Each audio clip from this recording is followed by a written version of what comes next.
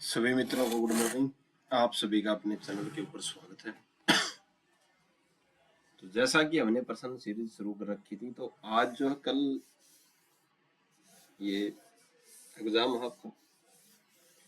कल company law का first जो थर्ड सेमेस्टर का एग्जाम है LLB का, तो उसको देखते हुए आज हम इम्पोर्टेंट जो टॉपिक है उनके ऊपर चर्चा करेंगे और आपको सीधम सीधा ये प्रश्न देखने को मिलेगा। ठीक है, तो आइए ज्यादा समय न ले, तो ये क्लास थोड़ी लंबी रहेगी। आज हम शुरू करते हैं। पहला प्रश्न क्या है?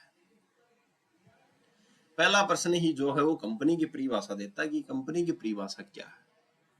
तो कंपनी की परिभाषा की हम बात करते हैं तो ये कंपनी अधिनियम 2013 की धारा 2 की उपधारा 20 के अनुसार 20 में दी गई है कंपनी की परिभाषा।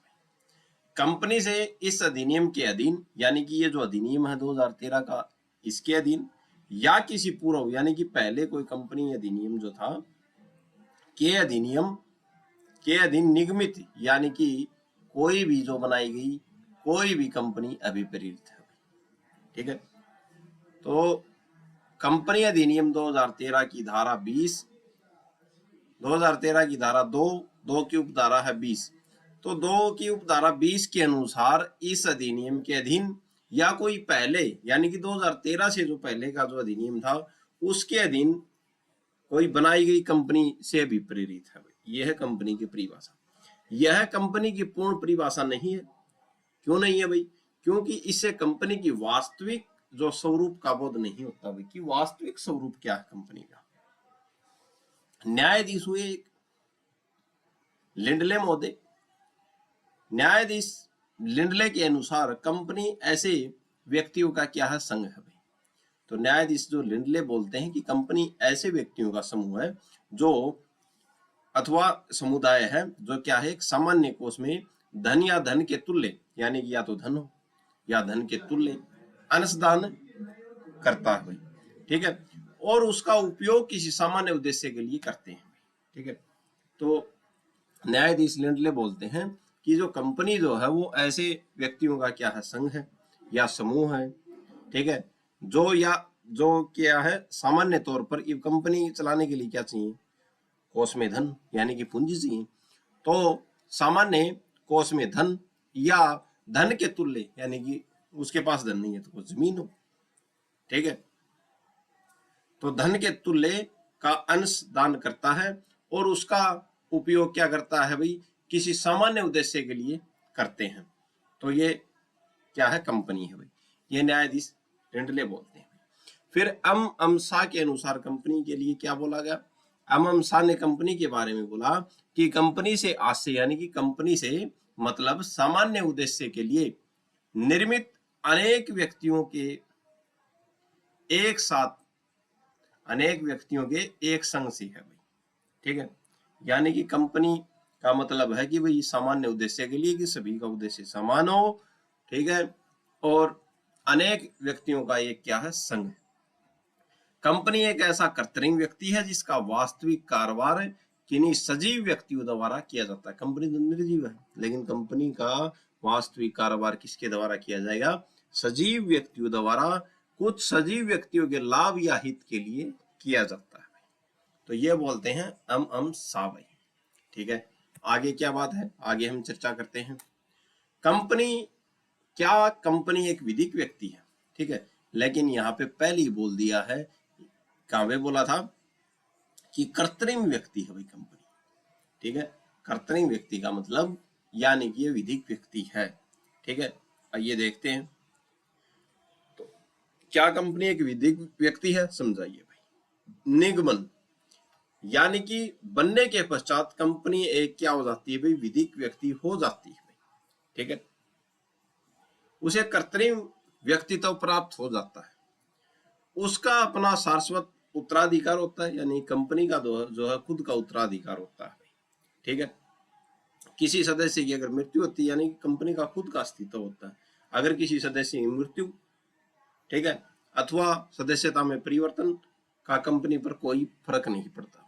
ठीक है, तो कंपनी है तो कंपनी रहेगी, उसमें कोई भी सदस्य आओ, कोई भी सदस्य जाओ, उससे उसका कोई फर्क नहीं पड़ता, किसी भी सदस्य की मृत्यु हो गई, ठीक है। इसकी अपनी मोहर होती है, तो कंपनी की अपनी, जैसे व्यक्ति अपने साइन होते हैं वैसे ही कंपनी की अपनी मोहर होती है। ये साइन नहीं करती, मोहर लग दी गई तो कंपनी गई, हाँ बात हो गई, कंपनी ने वेरिफिकेशन कर दी। कंपनी अपने नाम से वाद ला सकती है, यानी कंपनी अपने नाम से केस कर सकती है भाई, और उसके विरुद्ध यानी कंपनी के विरुद्ध केस किया जा सकता है, तो विधिक व्यक्ति है भाई। कंपनी संपत्ति का अर्जन करती है, यानी कि संपत्ति खरीद सकती है। कंपनी संपत्ति का व्यवन करती है, यानी कि बेच सकती है, ठीक है। उसके अधिकार एवं दायित्व अपने सदस्यों के अधिकारों एवं दायित्वों से भिन्न है भाई। और ये किस केस में बात कही थी न्यायालय ने? एक केस था जो सालोमन बनाम सालोमन एंड कंपनी का 1857 का, इसमें ये बात कही थी कि सदस्य और कंपनी अलग अलग व्यक्ति हैं भाई, ठीक है। और एक जो केस था वो हमारा था ऑर्बिटल का केस, जो 1843 का था, ठीक है। तो ऑर्बिटल के केस में भी ये बात कही थी जो 1843 का था कि कंपनी और व्यक्ति क्या है, दोनों अलग अलग है। और सालोमन वाले केस में तो सालोमन का केस बहुत फेमस केस है। आइए आगे बात करते हैं। तो कंपनी क्या है? विधिक व्यक्ति है। आगे चर्चा करते हैं। लॉ कंपनी एवं निजी कंपनी के बीच अंतर स्पष्ट कीजिए, यानी कि पब्लिक कंपनी क्या है और प्राइवेट कंपनी क्या है, इसके बीच क्या कहिए भाई, अंतर स्पष्ट कीजिए। तो लॉ कंपनी यानी कि लोगों से संबंधित, निजी कंपनी यानी कि खुद की कंपनी होगी, ठीक है। तो आइए देखते हैं इनके बीच अंतर। पब्लिक कंपनी के गठन के लिए न्यूनतम कितने सदस्यों की आवश्यकता होती है भाई? 7। यानी कि जब पब्लिक कंपनी का गठन होगा, लोक कंपनी का, तो कम से कम 7 सदस्य चाहिए, और अधिक से अधिक कितने भी हो सकते हैं भाई। वहीं निजी कंपनी की बात करें तो कम से कम 2 सदस्य होने चाहिए निजी में, और ज्यादा से ज्यादा 200 सदस्य होने चाहिए, ठीक है। तो पब्लिक कंपनी में कम से कम 7 सदस्य होंगे और अधिकतम कितने भी हो सकते हैं। वहीं निजी कंपनी में कितने सदस्य होंगे भाई? 2 सदस्य होंगे। पब्लिक कंपनी के लिए अधिकतम संख्या निर्धारित नहीं, कितने भी हो सकते हैं भैया अधिकतम, जबकि प्राइवेट कंपनी में 200 से अधिक सदस्य नहीं हो सकते, ठीक है। प्राइवेट में 200 से अधिक नहीं होंगे। पब्लिक कंपनी अपने अंशों को खरीदने के लिए जनता को आमंत्रित कर सकती है, यानी कि पब्लिक कंपनी होगी वो अपने अंश यानी कि हिस्सों यानी कि शेयर को खरीदने के लिए जनता को बोल सकते हैं कि आओ हमारी कंपनी में हिस्सा करो, जबकि प्राइवेट कंपनी ऐसा नहीं कर सकती भाई, ठीक है। पब्लिक कंपनी में कम से कम 3 निर्देशक होंगे भाई, ठीक है, जबकि प्राइवेट कंपनी में केवल 2 निर्देशक होंगे। ये भी इंपॉर्टेंट बात है, ठीक है। पब्लिक कंपनी में कितने होंगे? कम से कम 3 निर्देशक होंगे और 7 सदस्य होंगे न्यूनतम। वहीं जो प्राइवेट कंपनी जो होती है उसमें 2 ही निर्देशक होते हैं और 2 न्यूनतम व्यक्ति होते हैं बनाने के लिए, ठीक है। पब्लिक कंपनी जो प्रोस्पेक्ट के बिना ऋण पत्र जारी नहीं कर सकती, ठीक है। तो पब्लिक कंपनी जो है प्रोस्पेक्ट के बिना ऋण पत्र जारी नहीं कर सकती, जबकि प्राइवेट कंपनी के लिए यह है आवश्यक नहीं है भाई, ठीक है, प्रोस्पेक्ट जारी करना। पब्लिक कंपनी के लिए अपने नाम के आगे क्या लिखना होगा भाई? लिमिटेड, जैसे LTD किसी भी कंपनी के आगे लिखा पाए तो ये मान लो ये क्या है, जो पब्लिक कंपनी है, लो कंपनी जोड़ना होगा। जबकि प्राइवेट कंपनी के आगे क्या लिखा होगा? PVT लिमिटेड, ठीक है। तो ये अंतर है। आगे बात करते हैं। उन परिस्थितियों को इंगित कीजिए जिनमें एक प्राइवेट कंपनी स्वतः पब्लिक कंपनी बन जाती है। प्रश्न क्या बोलता? प्रश्न ये बोलता कि भाई वह बातें बताइए, बताओ कि प्राइवेट कंपनी स्वतः ही यानी कि अपने आप ही क्या बन जाए भाई? पब्लिक कंपनी बन जाए भाई, ठीक है। कौन कौन से कारण होंगे जिसमें प्राइवेट कंपनी पब्लिक कंपनी बन जाए? आइए देखते हैं, ठीक है। जब किसी प्राइवेट कंपनी द्वारा विशेष संकल्प पारित करती है करके, यानी कि प्राइवेट कंपनी जो है वो विशेष संकल्प पारित कर दी करके संगम अनुच्छेदों में ऐसे परिवर्तन कर दे जिससे उस पर प्राइवेट कंपनी की हैसियत से लगे हुए समस्त प्रतिबंध समाप्त हो जाए, यानी कि होता संगम अनुच्छेद मेमोरेंडम, MOA, तो इसको बोलते हैं संगम अनुच्छेद। तो संगम अनुच्छेदों में क्या कर दे भाई, परिवर्तन कर दे। ठीक है, जिस पर जो प्राइवेट कंपनी पे जो पाबंदियां लगती हैं वो सभी हट जाए। जैसे प्राइवेट कंपनी में क्या है, 2 निर्देशक, 2 सदस्य, 200 सदस्य। ठीक है, और पब्लिक में क्या होते हैं 7 और ज्यादा से ज्यादा अनगिनत। ठीक है, तो मेमोरेंडम में क्या हो जाए भाई, ये नियम समाप्त कर दे, तब वो बन जाएगी क्या, क्या बन जाएगी, पब्लिक कंपनी बन जाएगी। तब वह प्राइवेट कंपनी पब्लिक कंपनी में परिवर्तित हो जाती है भाई। ठीक है, तो मेमोरेंडम में जो नियम जो होते हैं उनमें परिवर्तन करना पड़ेगा। इस आशय की सूची एवं इस आशय की सूचना एवं प्रोस्पेक्ट या जो स्थानांतरण जो हुआ, स्थानांतरण हो गया जो नियमों का क्या है, रजिस्ट्रार को भेजना होगा कि हमने ऐसे ऐसे नियम में परिवर्तन कर दिए, और वो बातें रजिस्ट्रार साहब को भेजनी होगी, तब वो क्या बन जाती है भाई, पब्लिक कंपनी बन जाती है भाई। आइए बात करते हैं। और तब वो शेयर भी जारी कर सकती है, अपने अंश भी बेच सकती है भाई। कंपनी अधिनियम 2013 के अंतर्गत कंपनियां कितने प्रकार की बताई गई, जबरदस्त प्रश्न। कंपनियां कितने प्रकार की, कंपनियों की बात हम करते हैं तो कंपनियां एक तो है निगमित कंपनी भाई, एक है असीमित कंपनी, एक है सीमित कंपनी, एक है पब्लिक कंपनी और प्राइवेट। ये दोनों कंपनियां हमने देख ली हैं।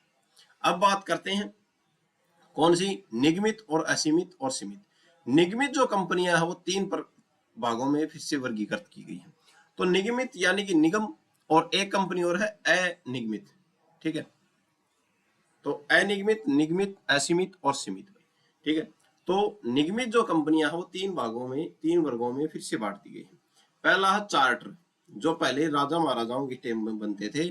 ठीक है, जो संसदीय अधिनियमों द्वारा निगमित कंपनी होती है, जैसे राजपत्रों द्वारा निगमित कंपनियां होती हैं वो एक तो ये है कौन सी, राजपत्र कंपनियां। ठीक है, चार्टर द्वारा निगमित कंपनियां भी, संसदीय अधिनियमों द्वारा निगमित कंपनियां, एक भाग तो यह है निगमित कंपनियों का। दूसरा, कंपनी अधिनियम के अंतर्गत निगमित कंपनियां, जो कंपनी अधिनियम जो है 2013 का, उसके दौरान जो निगमित जो बनी है कंपनियां, वो कंपनियां। इसी प्रकार सीमित कंपनियों को भी 2 वर्गों में विभाजित किया गया है, अनसीमित कंपनियां एवं गारंटी सीमित कंपनियां। ठीक है, तो जो निगमित कंपनियां हैं इनको 3 भागों में बांट दिया गया है। कैसे कैसे, एक तो राजपत्र कंपनी, एक अधिनियम द्वारा, ये कंपनियां वर्तमान में नहीं है क्योंकि ये जैसे ईस्ट इंडिया कंपनी थी वो इसी का उदाहरण है। फिर जो तीसरी जो कंपनी है वो संसदीय द्वारा, और वैसे ही ये जो है कौन सी जो कंपनी है वो है हमारे पास एक और है सीमित कंपनी। सीमित कंपनियों को भी 2 भागों में बांट दिया गया है, अनसीमित जिसमें अंश कितने होते हैं, सीमित होते हैं भाई, और एक है गारंटीकृत, गारंटी सीमित कंपनियां। ठीक है, तो ये कंपनियों के हमने देख लिए कंपनियां कितने प्रकार की होती हैं। आगे चर्चा करते हैं, ये एक बार देख लेते हैं। अनिगमित कंपनियां, निगमित कंपनियों को 3 भागों में, राजपत्रों द्वारा निगमित, संसदीय अधिनियमों द्वारा निगमित और कंपनी अधिनियम द्वारा निगमित, जैसे 2013 का या उससे पहले भी जो थी। ठीक है, फिर सीमित कंपनियों को 2 भागों में बांट दिया, अनसीमित कंपनियां और गारंटी सीमित कंपनियां। पब्लिक कंपनी, प्राइवेट कंपनी हमने देखी ली। आगे बात करते हैं, लोग कंपनी की परिभाषा पूछ ली भाई। तो लोग यानी कि लोग जाएंगे कहाँ पे, 71 में भाई। कितने लोग थे, लोग थे 71 भाई। ठीक है, तो कंपनी अधिनियम 2013 की धारा 2 की उपधारा 71 में पब्लिक कंपनी की परिभाषा दी गई है। कितने लोग थे, 71 लोग थे भाई। ठीक है, तो धारा 2 याद रखना, धारा 2 में इन सभी की जो है डेफिनेशन आ जाएगी, लेकिन उपधाराएं जो है बदलती रहेंगी। ठीक है, तो कंपनी अधिनियम 2013 की उपधारा धारा 2 की उपधारा 71 में पब्लिक कंपनी की परिभाषा दी गई है। पब्लिक कंपनी के बारे में हमने देख लिया। पब्लिक कंपनी से ऐसी कंपनी अभिप्रेरित है, कौन सी कंपनी अभिप्रेरित है, जो प्राइवेट कंपनी नहीं है भाई, जिसकी ऐसी न्यूनतम समादत पूंजी है जो विहित की जाए। ठीक है, कंपनी अधिनियम 2015 द्वारा प्रतिस्थापित, परंतु ऐसी कंपनी जो ऐसे किसी कंपनी की समनुसंगी है जो प्राइवेट कंपनी नहीं है। इस बात के बावजूद भी ऐसे समनुसंगी कंपनी अपने अनुच्छेदों में प्राइवेट कंपनी बनी रहती है। इस अधिनियम के प्रयोजनों के लिए पब्लिक कंपनी समझी जाएगी। ठीक है, तो 2015 का जो अधिनियम जो है उसमें यह बोला गया है कि जो लॉ कंपनी जो है वो समनुसंगी कंपनी, यानी कि दूसरी जो कंपनी जो है उसके 51% से ज्यादा हिस्सा उसमें रखती है, तो वो समनुसंगी कंपनी बोली जाती है। ठीक है, तो पब्लिक कंपनी, लॉ कंपनी के बारे में हमने चर्चा की, जो कहाँ पे परिभाषा की जा रही है, धारा 2 की उपधारा 71 में। प्राइवेट कंपनी के बारे में बात करते हैं। पब्लिक में लोग कितने थे? 71। प्राइवेट में आदमी कितने थे? 68। ठीक है, तो कंपनी अधिनियम 2013 की धारा 2 की उपधारा 68 में प्राइवेट कंपनी की परिभाषा दी गई है। ठीक है, इसके अनुसार प्राइवेट कंपनी से ऐसी कंपनी अभिप्रेरित है जिसकी ऐसी न्यूनतम समादत पूंजी है जो विहित की जाए और जो अपने अनुच्छेदों द्वारा अपने अंशों के अंतकरण के अधिकार को निर्बंधित करती है। एक व्यक्ति कंपनी की दशा के सिवाय अपने सदस्यों की संख्या को 200 तक सीमित करती है। कंपनी संशोधन अधिनियम 2015। अब ये समझने वाली बात है, क्या बोला हुआ है इसमें। ऊपर वाली बात में बोला हुआ था कि पब्लिक कंपनी की न्यूनतम समादत पूंजी है जो विहित नहीं है, यानी कि जो पूंजी जो है वो इतनी है जो विहित नहीं है भाई। ठीक है, और प्राइवेट कंपनी में क्या बोला? धारा 2 की धारा 68, इसमें क्या है भाई? जिसकी न्यूनतम समादत पूंजी है, यानी कि पूंजी सीमित है इसकी। ठीक है, जो विहित की जाए, यानी कि जो बताई जा सके इतनी इतनी पूंजी की क्या है? कंपनी है भाई। जो अपने अनुच्छेदों द्वारा अपने अंशों के अंतकरण, यानी कि MOA जो है मेमोरेंडम, उसके द्वारा क्या है? अंशों के अंतकरण के अधिकार को निर्बंधित करती है, यानी कि अंश जारी नहीं कर सकती, शेयर जारी नहीं करती हुई प्राइवेट कंपनी। एक व्यक्ति कंपनी की दशा में सिवाय अपने सदस्यों की संख्या 200 तक सीमित करती है, यानी कि सीमित सदस्य कितने होंगे भाई? 200। ठीक है, यह भी कब संशोधित किया है? 2015 में। वो क्या होगी? Private company. आइए बात करते हैं। एक व्यक्ति की कंपनी क्या है? जबरदस्त प्रश्न है। हमने व्यक्ति कितने थे? लोग व्यक्ति कितने थे? 71 भाई। प्राइवेट व्यक्ति कितने थे? 68। अब एक व्यक्ति कितने व्यक्तियों पर भारी पड़ गया? 62 व्यक्तियों पर भारी पड़ गया। क्या एक व्यक्ति की भी कंपनी हो सकती है? ये प्रश्न आपको देखने को मिलेगा पक्का भाई, 4 या 5 नंबर में आपको देखने को मिलेगा। ठीक है, हो सकता है 15 में भी पूछ ले। एक व्यक्ति की कंपनी क्या है भाई? क्योंकि ये छोटी छोटी बातें हैं, इन पे ज्यादा गौर नहीं करते, इसलिए यहीं से प्रश्न बन जाता है। एक व्यक्ति की कंपनी क्या है भाई?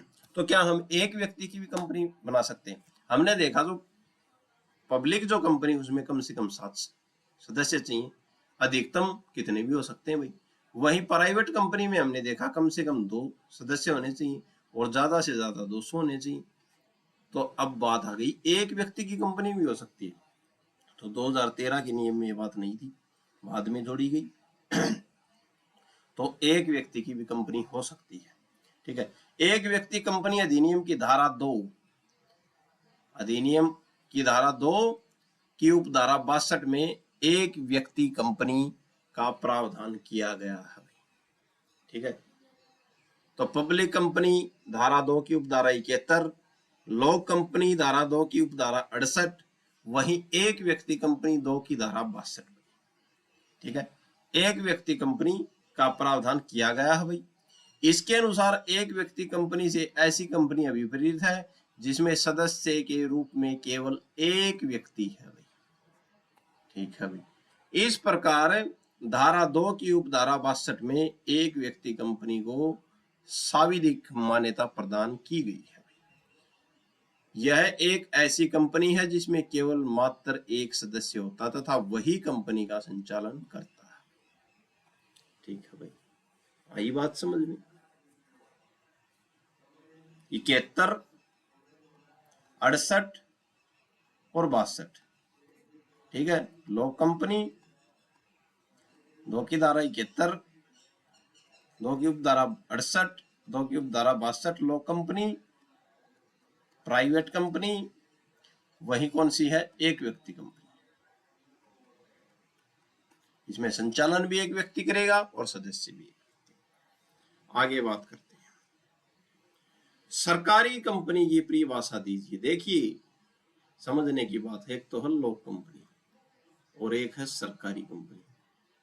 दोनों अलग अलग हैं। लोक कंपनी में सरकारी कंपनी वाला कंटेंट न लिखे और सरकारी में लोक कंपनी वाला न लिखे। ये चर्चा करते हैं। लोक कंपनी 71 में थी, वहीं प्राइवेट कंपनी 68 में थी और 62 में क्या थी? एक कंपनी में, एक व्यक्ति की कंपनी। बात है अब सरकारी कंपनी की परिभाषा दीजिए। सरकारी कंपनी अधिनियम 2013 की धारा 245। सरकार कितने दिन चली? 45 दिन तक चली भाई। ठीक है, तो सरकारी कंपनी की परिभाषा कंपनी अधिनियम 2013 की धारा 2 की उपधारा 45 में सरकारी कंपनी के बारे में प्रावधान किया गया है। ठीक है भाई। इसके अनुसार सरकारी कंपनी से ऐसी कंपनियां भी प्रेरित हैं। ऐसी कंपनियां हैं भाई सरकारी कंपनियां जिसमें समादत्त अंश पूंजी का 51% से, ठीक है, 51% से अन्यून केंद्र सरकार यानी कि 51% से अधिक हो गई। ठीक है, यानी कि जो कंपनी जो है उसकी पूंजी का, टोटल पूंजी का 51% से अधिक। ठीक है, या तो 51 हो या 51 से अधिक हो, कम नहीं होना चाहिए। 51% से अधिक केंद्र सरकार, या तो केंद्र सरकार ने लगा रखा हो किसी कंपनी में 51%, या राज्य सरकार ने लगा रखा हो किसी कंपनी में 51% पूंजी। ठीक है, या राज्य सरकार या केंद्र सरकार के द्वारा जो, जैसे केंद्र सरकार और राज्य सरकार के द्वारा जैसे नीचे के जो प्रशासनिक जो मंडल जो होते हैं, ठीक है, केंद्र सरकार द्वारा और भागत एक या अधिक राज्य सरकारों द्वारा धारित किया जाता है। और इसके अंतर्गत ऐसी कंपनी भी है जो ऐसी सरकारी कंपनियों की समानुषंगी कंपनियां हैं। ठीक है, सीधी बात यह है, भाषा थोड़ी टेढ़ी है। हमारी वाली भाषा यह है कि 51% कंपनी है कोई, उसकी टोटल पूंजी का 51% सरकार ने लगा रखा है। राज्य सरकार हो या केंद्र सरकार हो या दो राज्यों की सरकार हो, दोनों ने मिलकर 51% या उससे अधिक लगा रखा हो, तो वो कंपनी क्या है? सरकारी कंपनी है। ठीक है, आगे बात करते हैं हम। इस प्रकार सरकारी कंपनी से अभिप्राय ऐसी कंपनी से है जिसमें समदत्त अंश पूंजी का 51%, ठीक है, अन्यन जो 51% अन्यून निम्नांकित द्वारा धारित किया जाता है। ठीक है, ये बोलता है कि 51% या 51% से अधिक पूंजी इनके द्वारा लगाई गई हो कंपनी में, केंद्र सरकार द्वारा लगाई गई हो या राज्य सरकार द्वारा लगाई गई हो या एकाधिकार राज्य सरकारों अथवा भागत केंद्र सरकार एवं राज्य सरकार, या तो राज्य सरकार या तो केंद्र सरकार ने लगा दी हो किसी कंपनी में 51%, या राज्य सरकार ने लगा दी हो, उसके शेयर ले लिए हो। ठीक है, या दो राज्यों ने मिलकर लगा दी हूं, या केंद्र और राज्य ने मिलकर लगा दिया हो 51% का पूंजी, तो वो जो कंपनी हो कौन सी है? वो कंपनी धारा 2 की उपधारा 45 में सरकारी कंपनी है। ठीक है, 71 की बात की हमने सबसे बड़ी, फिर हमने बात की 68 की, फिर बात की 62 की, अब बात की हमने 45 की। सरकारी, एक व्यक्ति कंपनी, प्राइवेट कंपनी और लोक कंपनी। आगे बात करते हैं। अब बात आती है हम समनुसंगी कंपनी। समनुसंगी कंपनी क्या है? ठीक है, समनुसंगी कंपनी सीधी बात करें, एक कंपनी बड़ी कंपनी है, ठीक है, कोई एक कंपनी है, वो किसी दूसरे कंपनी की जो है शेयर खरीद लेती है। कितने शेयर? आधे से ज्यादा खरीद लेती है, ठीक है। तो वो जिस कंपनी के उसने शेयर खरीदे हैं वो उसकी क्या हो गई? बड़ी कंपनी की समनुसंगी कंपनी हो गई। आइए देखते हैं। समनुसंगी कंपनी अधिनियम की धारा 2 की उपधारा 87 में समनुसंगी कंपनी, ये प्रश्न बनेगा भाई, ध्यान रखियो, समनुसंगी कंपनी के बारे में प्रावधान किया गया है, ठीक है। 2 की उपधारा 87 में बात है। इसके अनुसार किसी अन्य कंपनी के संबंध में समनुसंगी कंपनी से ऐसी कंपनी अभिप्रेरित है जिसमें नियंत्रणी कंपनी, ठीक है, जो दूसरी कंपनी पर क्या रख रही है? नियंत्रण रख रही है।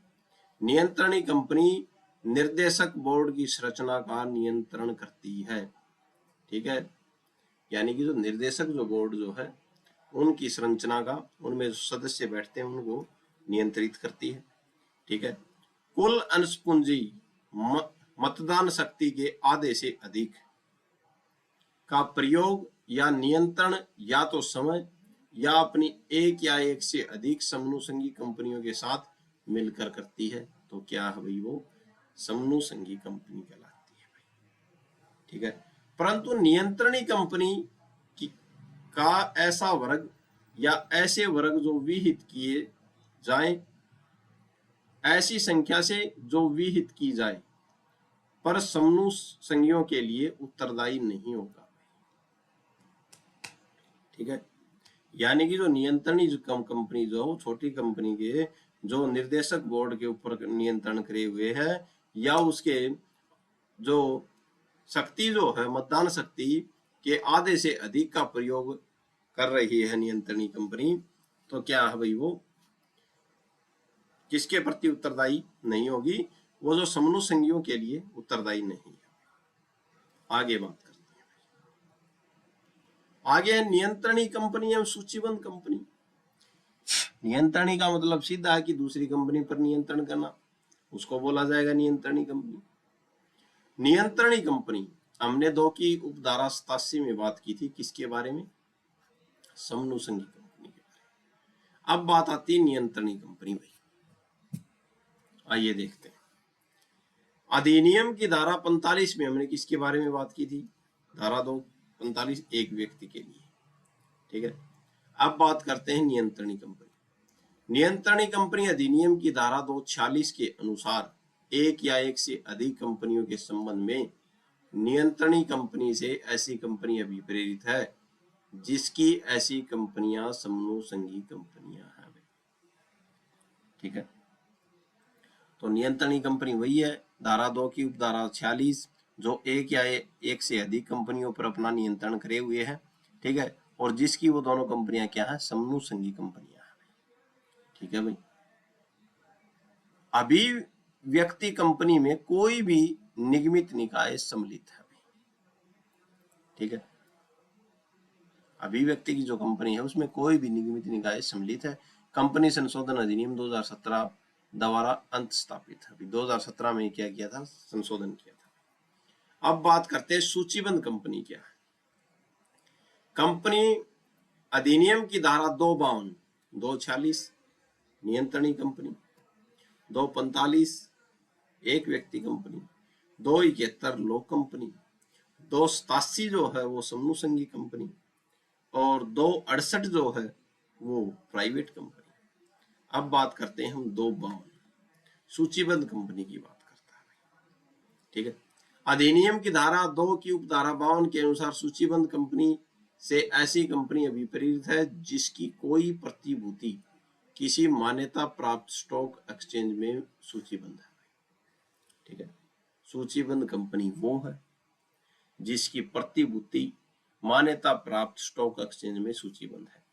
ठीक है, मतलब जैसे हमारे भारत में दो हैं, बीएनएस, एनएस, ठीक है, Bombay stock exchange, national stock exchange. ठीक है, तो वहां किसी कंपनी के अंशों की या प्रतिभूति जो है किसी मान्यता प्राप्त स्टॉक एक्सचेंज में जिनकी क्या सूचीबद्ध है कि यहां से आप इनको खरीद सकते हैं भाई। ठीक है, तो वो क्या है भाई, सूचीबद्ध कंपनी। अब हमारे पास प्रश्न आता है कौन सी कंपनी है, उत्पादन कंपनी क्या है। आइए देखते हैं उत्पादन कंपनी क्या होती है। उत्पादन का मतलब क्या है, सीधी बात है, उत्पन्न करना। ठीक है, कोई भी वस्तु, कोई भी चीज उत्पन्न करना। ठीक है, बनाना उसको, वो क्या है, उत्पादन कंपनी। उत्पादन कंपनी, और ये सूचीबद्ध कंपनी हमने देख ली, धारा 2 की उपधारा 52 में बात है। वही नियंत्रणी कंपनी 2 की उपधारा 46 में बात है। एक व्यक्ति कंपनी 2 की उपधारा 45। अब बात है उत्पादन कंपनी। उत्पादन कंपनी से अभिप्राय ऐसी कंपनी से है जो एक निगमित निकाय है और जिसके उद्देश्य या क्रियाकलाप धारा 378 ख में विनिर्दिष्ट प्रकार के हैं। ठीक है, और जो इस अधिनियम या कंपनी अधिनियम 1956 के अंतर्गत रजिस्ट्रीकृत है। कंपनी संशोधन अधिनियम 2020 द्वारा अंत स्थापित है। ठीक है, तो ये बोलता है कि उत्पादन कंपनी वो कंपनी है जिसके जो उद्देश्य जो है वो धारा 378 ख में क्या है, निर्दिष्ट प्रकार के हैं। यानी कि धारा 378 में जो प्रकार दिए हैं उस प्रकार के इसके उद्देश्य हैं। किसके, उत्पादन कंपनी, जो इस अधिनियम या कंपनी अधिनियम 1956 के अंतर्गत रजिस्ट्रीकृत, जो किसके अधिनियम किसके तहत रजिस्ट्रीकृत, उत्पादन कंपनी अधिनियम 1956 के तहत कंपनी अधिनियम। भाई क्या है भाई, बात देखते हैं भाई। ठीक है, तो वो क्या है भाई, उत्पादन कंपनी। उत्पादन में जो क्या है भाई, जो किसान या व्यक्ति इकट्ठे होके अपना संगठन बनाते हैं और किसी वस्तु के उत्पादन के लिए क्या बनाते हैं, कंपनी बनाते हैं। आइए आगे बात करते हैं। कंपनी के निगमन की प्रक्रिया को समझाइए। ठीक है, incorporation of the company processed क्या होगा भाई, कैसे बनाई जाएगी कंपनी के निगमन की प्रक्रिया को समझाइए। कंपनी के अस्तित्व की दृष्टि से निगमन अथवा रजिस्ट्रीकरण महत्वपूर्ण स्थान है। निगमन के पश्चात ही कंपनी को पृथक एवं स्थायी अस्तित्व प्राप्त होता है। ठीक है, तो ये कहते हैं कि जब कंपनी का निगमन जो होता है, बन जाती है कंपनी, रजिस्ट्रीकरण जो उसका, उसके बाद ही क्या है, वो क्या बन जाती है भाई, पृथक कंपनी प्राप्त कर लेती है, स्थायी अस्तित्व प्राप्त कर लेती है भाई। ठीक है, कंपनी का निर्माण, कोई भी 7 या 7 से अधिक व्यक्ति मिलकर पब्लिक कंपनी तथा 2 या 2 से अधिक व्यक्ति मिलकर प्राइवेट कंपनी निर्माण कर सकते हैं। ये हमने पहले देख लिया। अब इसकी महत्वपूर्ण बात, ऐसी कंपनियों का एक संगम ज्ञापन होता है भाई। ठीक है भाई, संगम ज्ञापन होता है जिसको क्या बोलते हैं, मेमोरेंडम ऑफ एसोसिएशन। ठीक है, तो ये क्या होता है, इसमें कंपनी अपने उद्देश्य लिखेगी, बात बताएगी कि किस काम के लिए बनाई गई है कंपनी, तैयार किया जाता है। ठीक है, जिस पर कंपनी का निर्माण करने वाले सदस्यों के हस्ताक्षर होते हैं, जो कंपनी बना रहे हैं उनके सदस्य होंगे इस पर, संगम ज्ञापन पर। उन सदस्यों के नामों के साथ उनके अंशों की संख्या का उल्लेख किया जाए कि इस व्यक्ति का इतना हिस्सा इसमें, इस व्यक्ति का इतना हिस्सा इसमें, इसका इतना। ठीक है भाई, बात हो गई। निगमन की बात करते हैं। कंपनी अधिनियम 2013 की धारा 7 में 2013 की धारा 7 में निगमन निर्माण की बात है।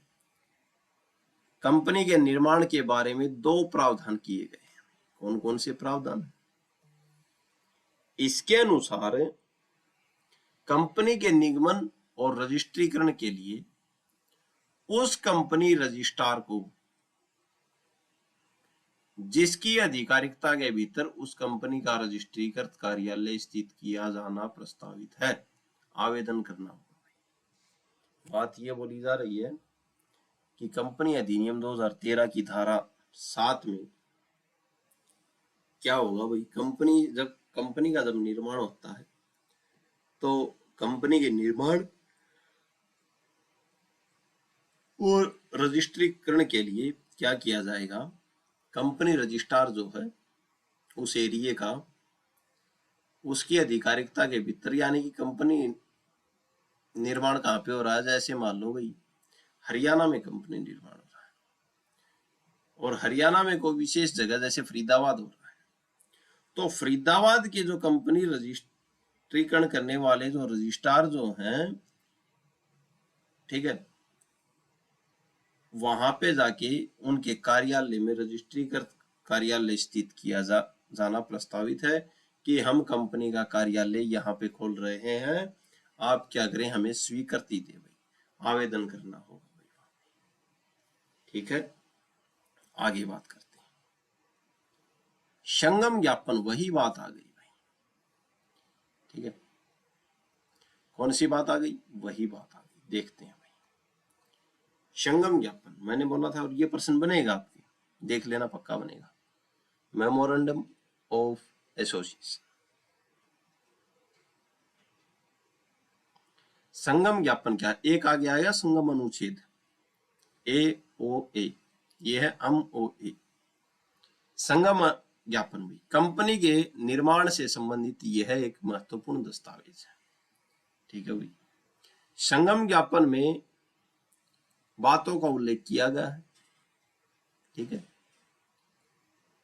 कि कंपनी कैसे बनेगी, कंपनी क्या करेगी, क्या उसका काम होगा, उसका कार्यालय कहाँ पे होगा, ताकि लोगों को पता चले यहाँ पे। ठीक है, कंपनी की कितनी पूंजी होगी, कितने का पूंजी के ऊपर कंपनी क्या करेगी, काम करेगी, ये सभी संगम ज्ञापन के ऊपर, संगम ज्ञापन में लिखा होता है। तो पहले क्या है भाई, सदस्यों के नाम और पते, कि कौन कौन सदस्य है कंपनी बनाने में और इनका पता क्या है भाई।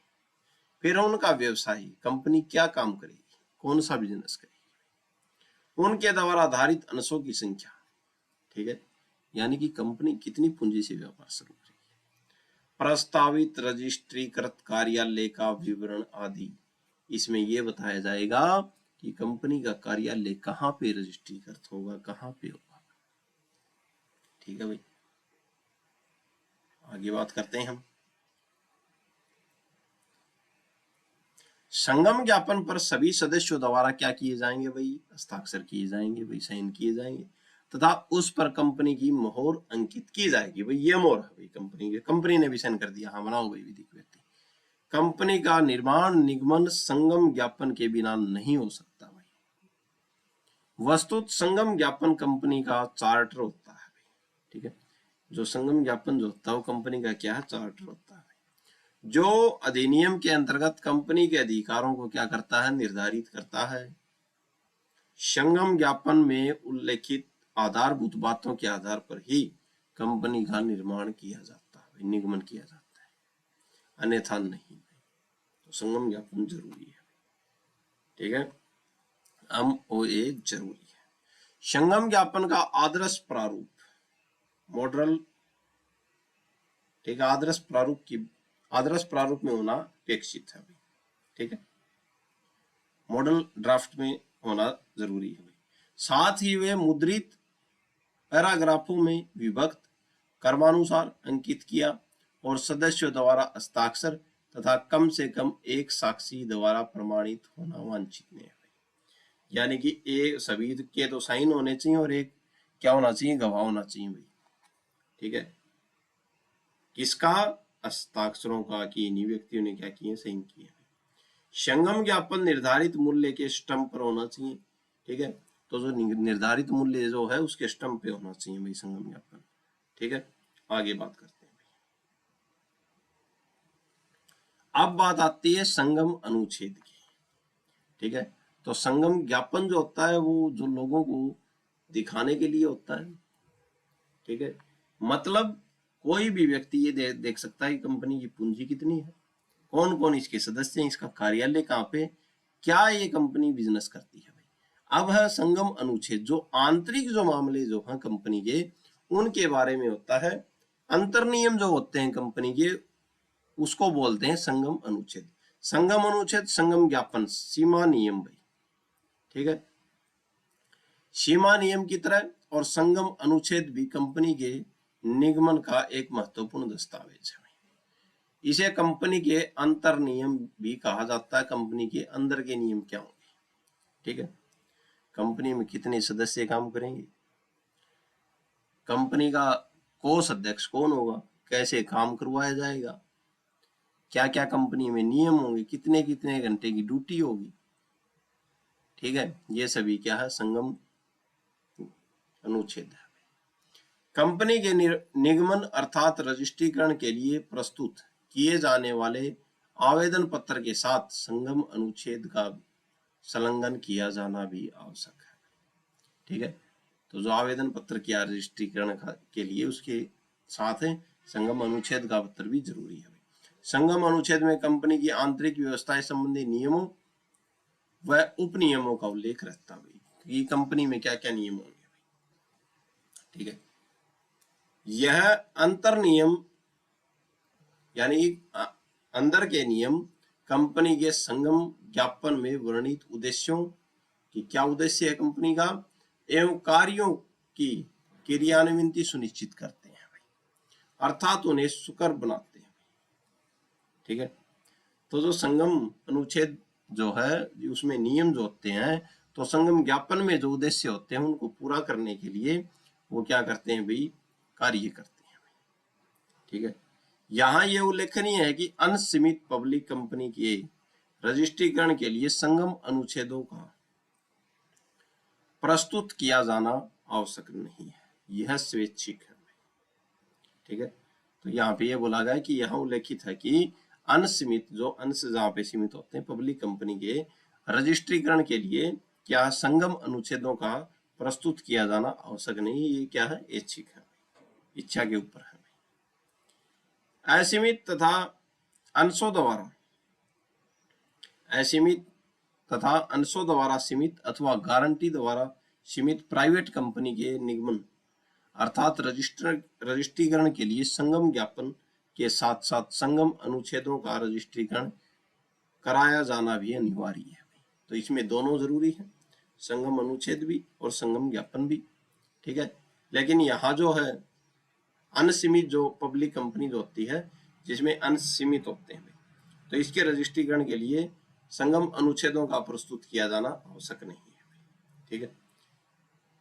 लेकिन प्राइवेट कंपनी के लिए दोनों जरूरी है, ठीक है। उन पर उन व्यक्तियों के हस्ताक्षर होना क्या है, जरूरी है जिन्होंने संगम ज्ञापन पर हस्ताक्षर किए हैं, ठीक है। आगे बात करते हैं निगम के आवरण को हटाना भाई। निगम के आवरण को हटाने का सिद्धांत क्या है भाई, ठीक है। तो निगम के आवरण को हटाने का सिद्धांत क्या है, अब हमने धारा देखी थी 7, जिसमें क्या है, निगमन कंपनी का। अब निगम के आवरण को हटाना का सिद्धांत क्या है, जब किसी कंपनी का रजिस्ट्रीकरण हो जाता है, यानी कि रजिस्ट्रीकरण हो गया कंपनी का, ठीक है, तो वह एक विधिक व्यक्ति का रूप धारण कर लेती है, ठीक है। कंपनी विधिक व्यक्ति का रूप ले लिया, कंपनी का अस्तित्व उसके सदस्यों से भिन्न होता है, ठीक है भाई, भिन्न हो गया। इसके परिणाम स्वरूप कंपनी एवं उसके सदस्यों के बीच विधिक व्यक्तित्व का पर्दा पड़ जाता है, ठीक है। और अगर इस पर्दे को हटा दिया जाए तो क्या है भाई, निगमन के आवरण को हटाना है। लेकिन जब कंपनी के सदस्यों द्वारा धोखा, कपट आदि किया जाए, यानी कि जो कंपनी जिसने बनाई, कंपनी सदस्यों द्वारा वो शेयर होल्डर के साथ, जिन्होंने शेयर लिए, जिन्होंने अंश लिया, उनके साथ धोखा, कपट आदि किया जाए, तो न्यायालय द्वारा इस पर्दे को हटाया जा सकता है। क्या देखने के लिए कि पीछे क्या चल रहा है, और पीड़ित पक्षकारों के साथ न्याय किया जाता है। इसी को निगमन के आवरण को हटाना कहा जाता है, ठीक है भाई। एक केस की बात करते हैं इसमें। अतुल गुप्ता भाई, अतुल गुप्ता बनाम मैं ट्राइडेंट प्रोजेक्ट लिमिटेड। ठीक है, ट्राइडेंट प्रोजेक्ट लिमिटेड 2010 का मामला था। के मामले में यह कहा गया कि मिथ्या व्यापदेशन, धोखाधड़ी व निधियों के दुरुपयोग के मामलों में कंपनी के विधिक व्यक्तित्व के आवरण को उठाया जा सकता है। तो अतुल गुप्ता वाले केस में कहा था न्यायालय ने कि अगर धोखा हुआ है या नीतियों का दुरुपयोग हुआ है तो कंपनी के विधिक व्यक्तित्व के जो आवरण जो है उसको क्या हटाया जाता है, हटाया जा सकता है। और ये देखा जाता है कि वास्तविक गलती किसने की है। ठीक है, आगे बात करते हैं। एक और केस था, कौन सा case? New Tiruppur area development corporation limited company थी, बनाम स्टेट ऑफ तमिलनाडु। ठीक है भाई, Tiruppur area development corporation limited बनाम स्टेट ऑफ तमिलनाडु 2010 का मामला। के मामले में यह प्रतिपादित किया गया कि कंपनी के वास्तविक स्वरूप का पता लगाने के लिए कि कंपनी का वास्तविक स्वरूप क्या है, न्यायालय द्वारा विधिक व्यक्तित्व के आवरण को हटाया जा सकता है भाई। ठीक है, एक और केस था, स्टेट ऑफ राजस्थान बनाम गोटन लाइमस्टोन खानजी उद्योग लिमिटेड 2016 का केस था, प्राइवेट लिमिटेड।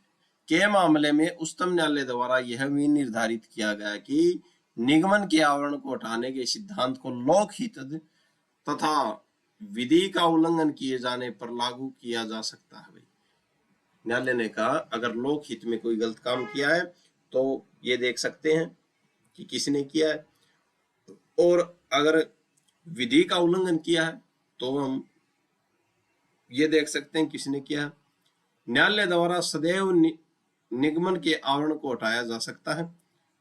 ठीक है, न्यायालय समनुसंगी के कार्यों एवं लोगों के लिए नियंत्रणी कंपनी को उत्तरदायी ठहरा सकता है। ठीक है, तो जो न्यायालय क्या है, जो समनुसंगी जो कंपनी है उसके लिए जिस कंपनी ने नियंत्रण किया है अगर, तो उसको भी क्या ठहराया जा सकता है, दोषी ठहराया जा सकता है। आगे चर्चा करते हैं भैया। अधिकारातीत के सिद्धांत को समझाइए। अधिकारातीत मतलब अधिकार से बाहर जाके काम करना, उसको बोलते हैं अधिकारातीत ये सिद्धांत। प्रत्येक कंपनी को अपने अधिकार क्षेत्र में रहकर कार्य करना होता है, अर्थात उसे वे ही कार्य करने होते हैं जो संगम ज्ञापन हमने पहले बोला था, जो एम और ए में जो लिखे होते हैं। यह नहीं कि माल बेच रहा लोहे का और व्यापार करे सोने का, यह नहीं है। तो संगम अनुच्छेद के उद्देश्य खंड में बताया गया है उद्देश्यों का उल्लंघन कर कोई कार्य नहीं किया जा सकता भाई। ठीक है, यदि कंपनी ऐसा कोई कार्य करती है जो उसके संगम ज्ञापन के उद्देश्य खंड में, जो उद्देश्य जो है कंपनी के उद्देश्य खंड में दिए गए उद्देश्यों से परे है या भिन्न है, तो यह माना जाएगा कि कंपनी ने अपनी विधिक अधिकार शक्ति का उल्लंघन किया है भाई, और वे कार्य अधिकारातीत माने जाएंगे भाई कि अधिकार क्षेत्र से बाहर के कार्य। ऐसे कार्यों के लिए कंपनी को दायी नहीं ठहराया जा सकेगा। ठीक है, यही अधिकारातीत का सिद्धांत है भाई। ठीक है, कंपनी के उद्देश्यों के संदर्भ में अधिकारातीत कार्यों को 2 वर्गों में बांटा गया है। कौन कौन से 2 वर्ग हैं? कंपनी के निर्देशकों द्वारा कंपनी के संगम अनुच्छेद में दी गई अधिकार शक्तियों का उल्लंघन किया जाना, कि कंपनी के जो आंतरिक जो नियम है उनमें उनका क्या किया जाना, उल्लंघन किया जाना। बात नंबर 2, संगम ज्ञापन के उद्देश्यों खंड में बताए गए उद्देश्यों से परे या भिन्न कार्य करना। तो 2 प्रकार हैं भाई। ठीक है, कंपनी के उद्देश्यों के संदर्भ में अधिकार क्षेत्र से बाहर जाके कार्य करने के। आगे बात करते हैं, एक बार फिर से रिवाइज कर लेते हैं। धारा 2 की उपधारा 71 धारा 2 की उपधारा 68, धारा 2 की उपधारा 45 और अधिनियम की धारा 7, ये इंपॉर्टेंट है। ठीक है, law company, public law company है, फिर प्राइवेट कंपनी, एक व्यक्ति कंपनी। ठीक है, और फिर हमने बात की धारा 2 की उपधारा 46 होगी, समनुसंगी कंपनी। ठीक है, फिर 1-2 की उपधारा 87 है शायद। ठीक है, और ये दो धारा 2013 की 7 है, ये क्या बताती है, निगमन के बारे में बताती है।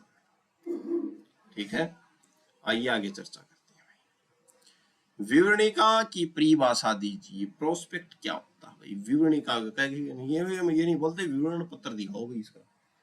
ठीक है, कि क्या क्या लिखा हुआ है। प्रत्येक कंपनी को अपना व्यापार या कारोबार चलाने के लिए पूंजी की आवश्यकता होती है। ठीक है भाई, पूंजी बिना तो कंपनी चलेगी नहीं। यह पूंजी जनता से संग्रहित की जाती है, यानी कि जनता से इकट्ठी की जाती है भाई, यही बात ठीक है।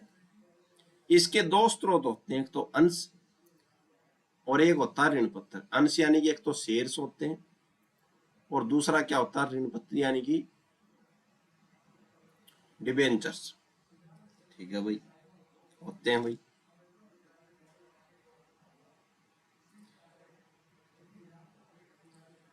यानी कि क्या होते हैं, एक तो शेयर होते हैं और एक ऋण पत्र होता है। अंशों एवं ऋण पत्रों की योजना से जनसाधारण को अवगत कराना होता है भाई। ठीक है, अब अंशों और पत्र जो हैं, जो ऋण पत्र हैं, उनकी क्या है, जनता से पैसा लेना है तो उनको बताना पड़ेगा ना कि हम इतना ब्याज देंगे, और ये जो शेयर हैं ये इतने इतने रुपए का शेयर है और आप हमारी कंपनी में हिस्सा ले सकते हैं। ठीक है, यह कार्य जिन दस्तावेज के माध्यम से किया जाता है उसे क्या बोलते हैं भाई, विवरणिका बोलते हैं। पर विवरण भी बोलते हैं इसको, अथवा प्रोस्पेक्ट कहलाता है। तीनों के तीनों पॉइंट बता दिए, पक्का आएगा ये प्रश्न। विवरणिका परिभाषित कीजिए। ठीक है, कंपनी को चलाने के लिए पैसों की जरूरत होती है। पैसे कहां से लिए जाते हैं, दो माध्यम से।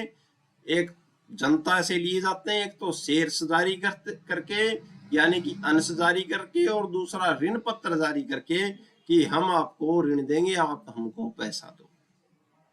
ठीक है, या आप आओ हमारी कंपनी में भागीदारी करो, जैसा फायदा होगा हम आपको देंगे। और ये जो जानकारी जनता को दी जाती है, तो जिस प्रकार जिस माध्यम से लिखित में जो जानकारी दी जाती है वह क्या है, विवरणिका, परविवरण या प्रोस्पेक्ट कहलाता है। ठीक है, कंपनी अधिनियम 2013 की धारा 2 की उपधारा 70 में शब्द प्रोस्पेक्ट विवरणिका की परिभाषा दी गई है, और 2 की उपधारा 71 में क्या है भाई, पब्लिक कंपनी। ठीक है, तो विवरणिका 2 की उपधारा 70 में बात की गई है भाई। इसके अनुसार प्रोस्पेक्ट के रूप में वर्णित या जारी किया गया कोई दस्तावेज अभिप्रेरित है, और इसके अंतर्गत धारा 32 में निर्दिष्ट कोई लाल हेरिंग प्रोस्पेक्ट, धारा 31 में निर्दिष्ट सेल्फ प्रोस्पेक्ट या ऐसी कोई सूचना, परिपत्र, विज्ञापन या अन्य दस्तावेज भी है जो किसी निगमित निकाय के किन्हीं प्रतिभूतियों के अभिदाय या क्रय के लिए जनता से प्रस्थापनाएं आमंत्रित करता है भाई। वही बात आ गई, जनता से पैसा लेना। ठीक है, तो धारा 32 में बात कही है लाल हेरिंग प्रोस्पेक्ट, धारा 31 में बात की गई है सेल्फ प्रोस्पेक्ट। ठीक है, या कोई सूचना हो, परिपत्र हो, विज्ञापन हो या अन्य दस्तावेज क्या है भाई, प्रोस्पेक्ट। ठीक है, जो जनता से क्या करे, अपनी प्रतिभूति दे। ठीक है, या ऋण पत्र दे और पैसा ले। ठीक है, इस प्रकार विवरणिका,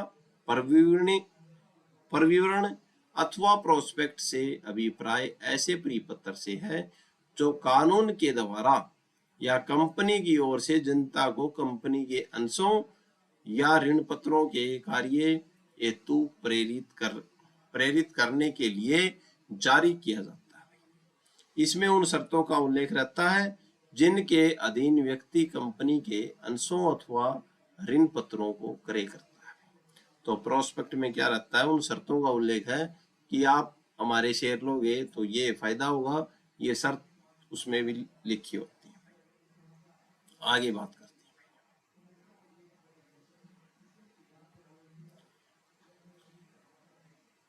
पर विवरण के स्थान पर कथन किससे संबंधित है? अब बात आती है पर विवरण के स्थान पर कथन। ये पर विवरण के स्थान पे क्या हुआ, तो किससे संबंधित है ये कथन?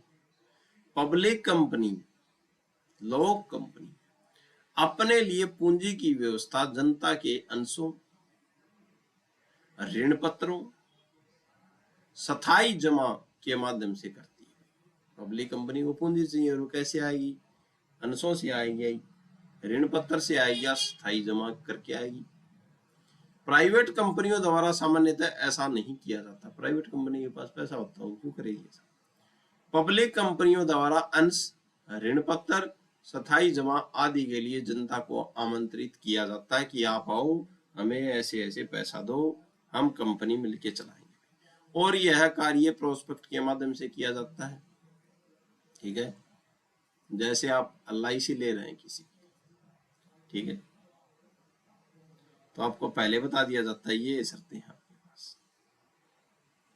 ठीक है, लेकिन जब कंपनी प्रवर्तक कंपनी के लिए जनता के अंश, ऋण पत्र एवं स्थायी जमा की आवश्यकता नहीं समझते, यानी कि जो कंपनी बनाने वाले हैं जब वो अंश और ऋण पत्र या स्थायी जमा की आवश्यकता नहीं समझते कि हमको पैसे की जरूरत ही नहीं, और उन्हें यह विश्वास होता है कि वे कंपनी के लिए पूंजी की व्यवस्था व्यक्तिगत पहुंच द्वारा कर लेंगे, तब ऐसी स्थिति में कंपनी के लिए प्रोस्पेक्ट जारी करना आवश्यक नहीं है। ये भी बात कर दी कि कब प्रोस्पेक्ट जारी नहीं किया जाएगा, तो बात यह है भाई जब कंपनी बनाने वाले ये सोच लें कि हम कंपनी की पूंजी पूरी कर देंगे, हम अपने हिसाब से ले आएंगे, तो प्रोस्पेक्ट जारी नहीं किया जाता। इसके लिए मात्र एक दस्तावेज तैयार करना पड़ता है, जिसे क्या कहते हैं पर विवरण के स्थान पर कथन भाई अथवा स्थानापन्न विवरणिका कहा जाता है। ठीक है, स्थानापन्न विवरणिका का नंबर 1 कैसी होती है? प्रोस्पेक्ट की तरह तथा अधिनियम में विहित रीति के अनुरूप होना आवश्यक है। ठीक है, आगे बात करते हैं। अगला प्रश्न है हमारा, अंश की परिभाषा दीजिए भाई, शेयर्स की परिभाषा दीजिए।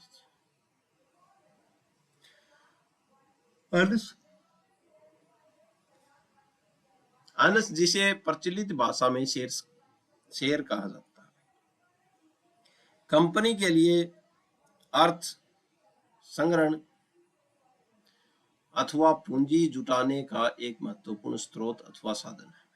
ठीक है भाई, कंपनी के व्यापार, व्यवसाय एवं कारोबार के संचालन में अंशों का अहम योगदान रहता है।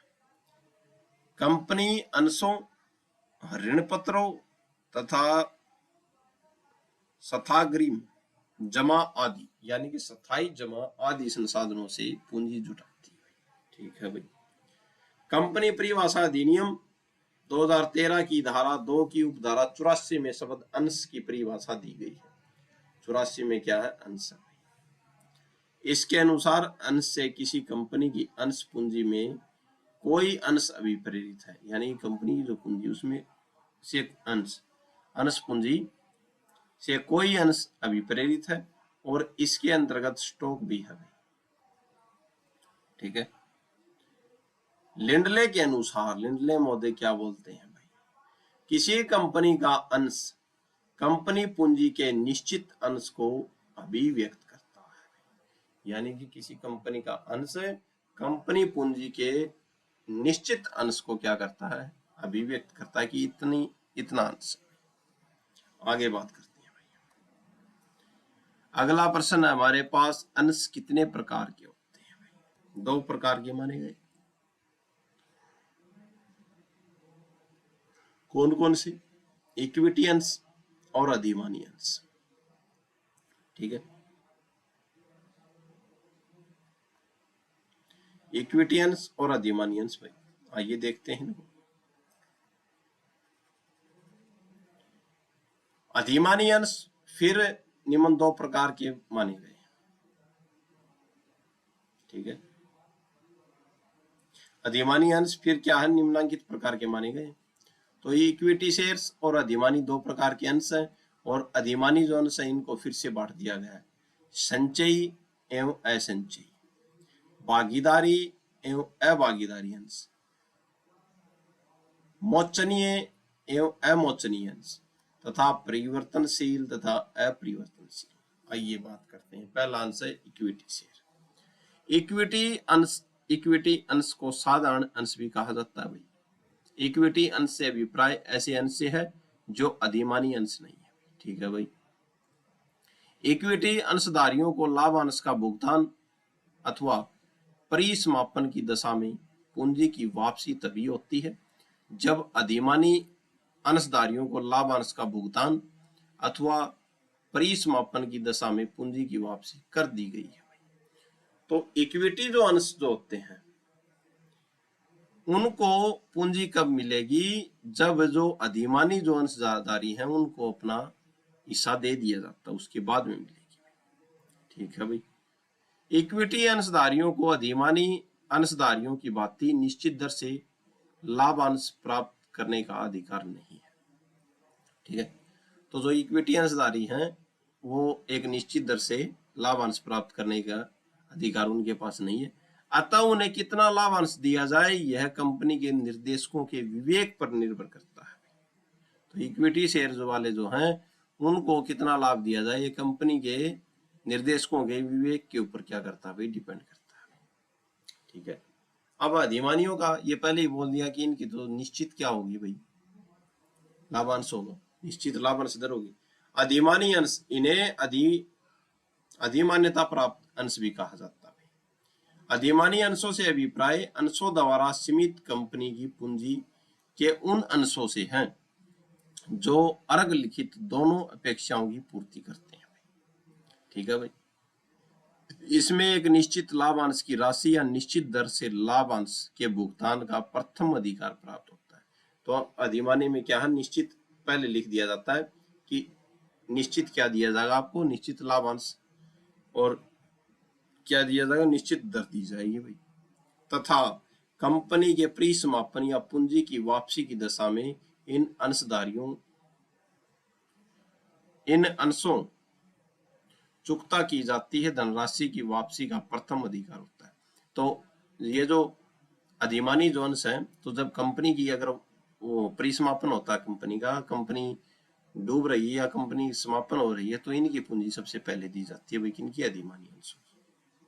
आगे बात करते हैं। तो एक तो इनकी दर निश्चित होगी और एक इनका लाभांश निश्चित होगा। फिर क्या है, इनकी जो पूंजी जो है वो अगर समापन जगह कंपनी हो रही है तो इनको पहले मिलेगी, इक्विटी वालों को बाद में मिलेगी। आगे बात करते हैं, अंश प्रमाण पत्र क्या है, शेयर सर्टिफिकेट। तो जब शेयर जारी किए जाते हैं तो आपको एक प्रमाण, एक दस्तावेज दिया जाता है जिसको क्या बोलते हैं, अंश प्रमाण पत्र। अंश प्रमाण पत्र एक ऐसा विलेख है जो कंपनी द्वारा इस उल्लेख के साथ जारी किया जाता है कि जिस व्यक्ति का नाम उसमें अंकित है वह कंपनी के एक निर्धारित संख्या के अंशों का रजिस्ट्रीकृत क्या है भाई, स्वामी है। ठीक है, और यह है कि उन अंशों का पूर्णतः भुगतान किया जा चुका है, यानी कि पैसे दे दिए गए हैं भाई उसके। यदि अंश एकाधिकार श्रेणी के हैं तो अंश प्रमाण पत्र में उस श्रेणी का भी उल्लेख होता है। ठीक है, अगला प्रश्न हमारे पास, अंश प्रमाण पत्र कंपनी की सामान्य मुद्रा यदि कोई हो के अधीन जारी या दो निर्देशकों द्वारा या जहां कंपनी के कंपनी सचिव नियुक्त किए गए हैं वहां किसी निर्देशक तथा कंपनी सचिव द्वारा हस्ताक्षर किए जाते हैं। तो अंश प्रमाण पत्र पे क्या होगा, कंपनी की सामान्य मुद्रा होगी, उसकी मोहर होगी कंपनी। ठीक है, फिर कंपनी के दो निर्देशकों या जो जहाँ पे निर्देशक तथा कंपनी का सचिव इनके क्या होंगे, इस पे हस्ताक्षर होंगे। कंपनी संशोधन 2015 द्वारा प्रतिस्थापित है। ठीक है। अब अंश अधिपत्र क्या है? अंश प्रमाण पत्र देख लिया हमने। अंश अधिपत्र क्या होता है भैया? शेयर वारंट क्या है? अंश अधिपत्र से अभिप्राय ऐसे प्रलेख से है, ठीक है, ऐसे दस्तावेज से है जिसमें यह लिखा होता है कि उस प्रलेख के धारक को उस प्रलेख में उल्लेखित अंश अथवा स्टॉक का हक प्राप्त होगा। ठीक है। तो इसमें जो वारंट जो है अंश अधिपत्र, इसमें ये लिखा होता है कि जो धारक जो है इसको अंश अथवा स्टॉक का हक प्राप्त होगा, कि इतना हक प्राप्त होगा। ऐसा प्रलेख अंश द्वारा सीमित कंपनियों की ओर से अपनी मोहर द्वारा जारी किया जाता है। तो सीमित कंपनियां जो होती हैं वो क्या करती हैं, ये जारी करती हैं भाई अंश अधिपत्र भाई। ठीक है, अपनी मोहर लगा के भाई। अंश अधिपत्र अंशों द्वारा सीमित पब्लिक कंपनियों द्वारा जारी किया जाता है। ठीक है। प्राइवेट कंपनियों को अंश अधिपत्र देने का अधिकार नहीं है। ठीक है, आगे चर्चा करते हैं। अंशों का जो क्या है, पारेषण क्या है? ठीक है, यानी कि अंश जो है, अंशों को कैसे एक से दूसरे व्यक्ति को दिया जाता है, पारेषण बोलते हैं। अंशों का पारेषण क्या है? जब किसी पंजीकृत अंशधारी की मृत्यु हो जाती है, यानी कि जिसने अंश लिए पंजीकृत है वो, उसकी मृत्यु हो गई अथवा वह दिवालिया हो जाता है, तब उसे अंशों का पारेषण उसके वैध प्रतिनिधि अथवा शासकीय समनुसिता अथवा प्राशक के नाम कर दिया जाता है, रिसीवर के नाम कर दिया जाता है। ठीक है। तो जब उसकी मृत्यु हो गई अथवा वह दिवालिया हो जाता है, तब उसे क्या है, अंशों का पारेषण उसके वैध प्रतिनिधि, ठीक है, अथवा शासकीय समनुसिता अथवा प्रापक के नाम कर दिया जाता है। इस प्रकार अंशों का पारेषण उस समय किया जाता है जब किसी पंजीकृत अंशधारी की मृत्यु हो जाती है अथवा वह दिवालिया हो जाता है। अंशों के अव्यपरण से आप क्या समझते हैं? ठीक है, तो ये आ गया अंशों का क्या किया जाता है, पारेषण कब किया जाता है। तो ठीक है, अगर वो अंशधारी उसकी मृत्यु होगी या वह दिवालिया हो गया, ठीक है, तो वो क्या कर देगा, उनको वापिस कर देगा। और जब मृत्यु हो जाती तो उसका जो असली उत्तराधिकारी जो है उसके पास वो चले जाएंगे। ठीक है। अंशों के अव्यपरण से आप क्या समझते हैं? Surrender of shares. अंशों के अव्यपरण से अभिप्राय अंशधारी द्वारा कंपनी के अंशों का इस प्रयोजन से वापिस किया जाना कि उन्हें रद्द कर दिया जाए। दूसरे शब्द में कहा जा सकता है कि रद्द करने के आशय से किसी अंशधारी द्वारा अपने अंशों को कंपनी को वापस किया जाना ही क्या है, अंशों का अव्यपरण है। ठीक है।